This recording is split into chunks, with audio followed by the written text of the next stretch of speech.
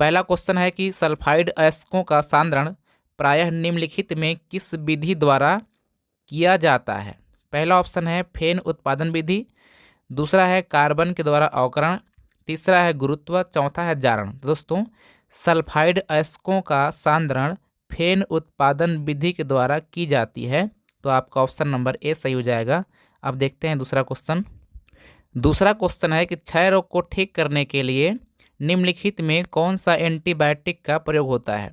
तो दोस्तों आप लोग को पता होगा कि क्षय रोग के लिए हम लोग स्ट्रेप्टोमाइसिन का उपयोग करेंगे एंटीबायोटिक के रूप में।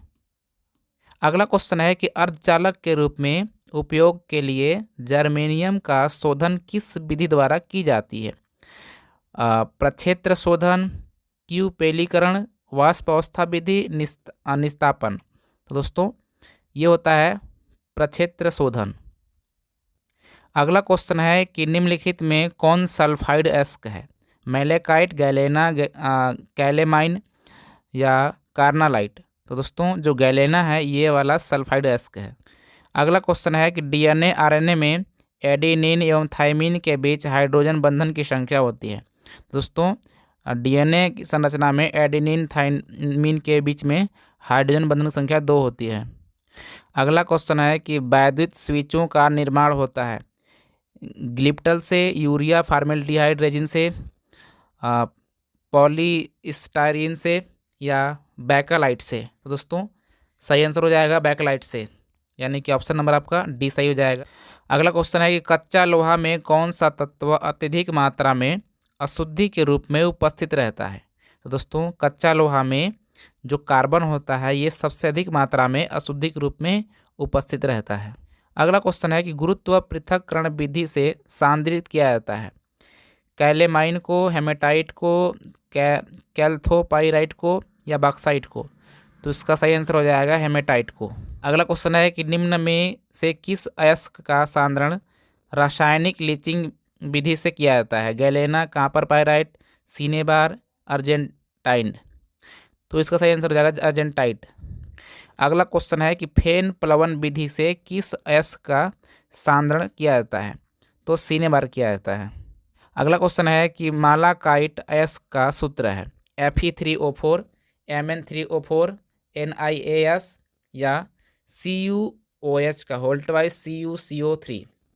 तो इसका सही आंसर हो जाएगा दोस्तों ऑप्शन नंबर डी, यानी कि मालाकाइट अयस्क का सूत्र होता है CuOH का होल ट्वाइस CuCO4। अब देखेंगे क्वेश्चन नंबर 12। अगला क्वेश्चन है कि इस्पात को लाल तप्त कर धीरे धीरे ठंडा करने की विधि को कहते हैं हार्डेनिंग, एनीलिंग, टेम्परिंग, नाइट्राइडिंग। तो सही आंसर हो जाएगा एनीलिंग। अगला क्वेश्चन है कार्बन अपचयन विधि से निष्कर्षित किया जाता है Cu, Al, Fe और Mg, यानी कि कार्बन अपचयन विधि से किसको निष्कर्षित किया जाता है, एल्युमिनियम को, आयरन को, कि कॉपर को, कि मैग्नीशियम को। तो सही आंसर हो जाएगा आयरन को, यानी कि ऑप्शन सी। आग बुझाने में उपयोग में आने वाला पदार्थ है CHCl3, CCl4, C2H5O, C2O5, C2H5OH। तो सही आंसर हो जाएगा CCl4, यानी कि आग बुझाने में CCl4 का उपयोग किया जाता है। अगला क्वेश्चन है कि अयस्क के गंधन अशुद्धि को हटाने के लिए वायु की उपस्थिति में गर्म करने की विधि को कहते हैं दोस्तों जारण, यानी कि अयस्क से गंधक अशुद्धि को हटाने के लिए वायु की उपस्थिति में गर्म करने की विधि को जारण कहते हैं। अगला क्वेश्चन है कि निम्न में से किस धातु को विद्युत शुद्धिकरण द्वारा शुद्ध किया जाता है, एल्युमिनियम को, कि Bi, कि Sn, कि Pb। तो एल्युमिनियम को विद्युत शुद्धिकरण द्वारा शुद्धिकरण किया जाता है। अगला क्वेश्चन है कि थर्माइट विधि में अपचायक होता है निकेल, सिल्वर, कॉपर, सोडियम। तो थर्माइट विधि में अपचायक का कार्य करता है सोडियम। क्वेश्चन नंबर 18 है कि सदैव मुक्त अवस्था में मिलने वाली धातु है गोल्ड, सिल्वर, कॉपर, सोडियम। तो सदैव मुक्त अवस्था में पाई जाने वाली धातु है गोल्ड। अगला क्वेश्चन है कि निम्न में क्यूप्रस अयस्क है मैलेकाइट, क्यूपराइट, एजुराइट या चाल्कोपाइराइट। तो सही आंसर हो जाएगा क्यूपराइट, यानी कि ऑप्शन बी। अगला क्वेश्चन है कि सभी अयस्क खनिज हैं किंतु सभी खनिज अयस्क नहीं हैं क्योंकि सभी खनिजों से धातु का निष्कर्षण मितव्ययिता के साथ नहीं किया जा सकता है। यह ऑप्शन ए ही सही हो जाएगा दोस्तों। अगला क्वेश्चन है कि सोडियम निष्कर्षण में प्रयुक्त विधि कहलाती है, यानी कि सोडियम निष्कर्षण में प्रयुक्त विधि को क्या कहते हैं? संपर्क विधि, बेयर विधि, थर्माइट विधि या डाउन विधि। तो दोस्तों सोडियम निष्कर्षण में जो विधि यूज करते हैं उसको बोलते हैं डाउन विधि। है कि निम्न में से कौन सा आयरन का अयस्क नहीं है? लिमोनाइट, मैग्नेटाइट या कैसीराइट, इनमें से कोई नहीं। दोस्तों जो कैसीटेराइट है ये जो है आयरन का अयस्क नहीं है। अगला क्वेश्चन है कि निम्न में से कौन सा मैग्नीशियम का अयस्क नहीं है? काइलाइट, डोलोमाइट, कैलामीन, समुद्री जल। तो जो कैलामीन है ये वाला मैग्नीशियम का अयस्क नहीं है। अगला क्वेश्चन है कि जिंक ब्लेड से जिंक का निष्कर्षण होता है वैद्युत अपघटनी अपचयन द्वारा, भर्जन के बाद कार्बन के साथ अपचयन द्वारा, भर्जन के बाद हाइड्रोजन के साथ अपचयन द्वारा या भर्जन के बाद स्व अपचयन द्वारा। तो सही आंसर हो जाएगा भर्जन के बाद कार्बन के साथ अपचयन द्वारा, यानी कि जो जिंक ब्लेड का जिंक का निष्कर्षण होता है ये भर्जन के बाद कार्बन के साथ। यहाँ पे क्वेश्चन 25 है कि कॉपर पाइराइट का सूत्र होता है। तो कॉपर पाइराइट सूत्र होता है CuFeS2। तो यानी कि आपका ऑप्शन नंबर सी सही हो जाएगा दोस्तों। अगला क्वेश्चन है कि निम्न में से कौन सा एल्यूमिनियम का अयस्क नहीं है? तो दोस्तों जो एंग्लेसाइट है ये वाला एल्युमिनियम का अयस्क नहीं है, बाकी ये माइका, बेरिल और आर्थोक्लास ये सब एल्युमिनियम का अयस्क है दोस्तों। अब देखते हैं क्वेश्चन नंबर 27। क्वेश्चन नंबर 28 है कि फेन प्लवन विधि द्वारा किस प्रकार के अयस्क का सांद्रण किया जाता है?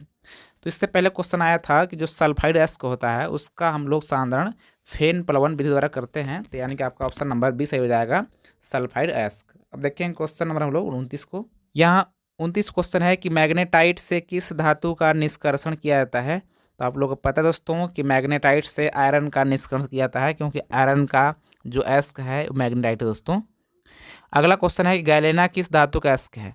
तो आप लोगों को पता है कि जो गैलेना है ये Pb का अयस्क है, यानी कि ऑप्शन नंबर आपका बी सही हो जाएगा। तो फुल्स गोल्ड कहते हैं FeS2 को, यानी कि आपका ऑप्शन नंबर सी सही हो जाएगा, FeS2। एल्युमिनियम का अयस्क है तो आप लोगों को पता है कि एल्युमिनियम का अयस्क बॉक्साइट होता है और आयरन का हेमेटाइट होता है, ये सब आप लोग को पता होगा। अगला क्वेश्चन है कि निम्नलिखित में कौन सी धातु प्रकृति में मुक्त अवस्था में पाई जाती है? दोस्तों जो सोना होता है ये प्रकृति में मुक्त अवस्था में पाई जाती है, इससे पहले भी क्वेश्चन आ चुका था। अगला क्वेश्चन है कि कैसीराइट अयस्क है, यानी कि कैसीटेराइट। अगला क्वेश्चन है कि कैसीटेराइट अयस्क है मैग्नीशियम का, निकेल का, Sb का या Sn का? तो दोस्तों कैसीटेराइट जो अयस्क है ये है Sn का। अगला क्वेश्चन है कि स्मेल्टिंग में धातु के ऑक्साइड के अपचयन में संयुक्त है Al, C या Mg या CO? तो दोस्तों स्मेल्टिंग में धातु के ऑक्साइड के अपचयन में जो संयुक्त है वो होता है कार्बन, यानी कि ऑप्शन नंबर आपका बी सही हो जाएगा। अगला क्वेश्चन है कि डोलोमाइट खनिजों में पाए जाते हैं एल्युमिनियम, मैग्नीशियम, पोटेशियम, कैल्शियम। तो डोलोमाइट खनिजों में पाए दोस्तों ये पाया जाता है मैग्नीशियम, ऑप्शन नंबर बी सही हो जाएगा। अगला क्वेश्चन है कि निम्नलिखित में कौन सा एल्युमिनियम के प्रमुख अयस्क है? दोस्तों एल्युमिनियम के प्रमुख अयस्क होता है बॉक्साइट, ये सबको पता हो। अगला क्वेश्चन है कि समुद्री जल में पाए जाने वाले तत्व हैं मैग्नीशियम, सोडियम, आयोडीन, इनमें से कोई नहीं। दोस्तों समुद्री जल में पाए जाने वाला तत्व है सोडियम, यानी कि ऑप्शन नंबर आपका बी। क्वेश्चन है कि कॉपर पाइराइट का सूत्र होता है, तो इससे पहले मैंने बता चुका था कि CuFeS2 होता है, यानी कि ऑप्शन नंबर आपका सी सही हो जाएगा, कॉपर पाइराइट का सूत्र। यहाँ पे क्वेश्चन नंबर 40 है कि सल्फाइड अयस्कों को सामान्यतः संकेंद्रित करते हैं, यानी किससे करते हैं दोस्तों? तो आप लोग को पता है कि फेन उत्प्लवन विधि द्वारा। यहाँ पे क्वेश्चन नंबर 41 है और लास्ट है दोस्तों कि बिस्मत की सबसे अस्थायी ऑक्सीकरण अवस्था है। तो बिस्मत की सबसे अस्थायी ऑक्सीकरण अवस्था दोस्तों 3 होता है, यानी कि प्लस का 3, ऑप्शन नंबर ए हो जाएगा। आई होप कि आपको सारे क्वेश्चन बहुत अच्छे लगे होंगे और आपको बहुत सारे क्वेश्चन का आंसर पता होंगे। तो आपको कितना पता था कमेंट बताइएगा। यदि आपको ये वीडियो अच्छी लगी है तो इस वीडियो को प्लीज़ लाइक करके चैनल को सब्सक्राइब करके बेल आइकन प्रेस कीजिए। मिलते हैं किसी और वीडियो में, तब तक नमस्कार, जय हिंद।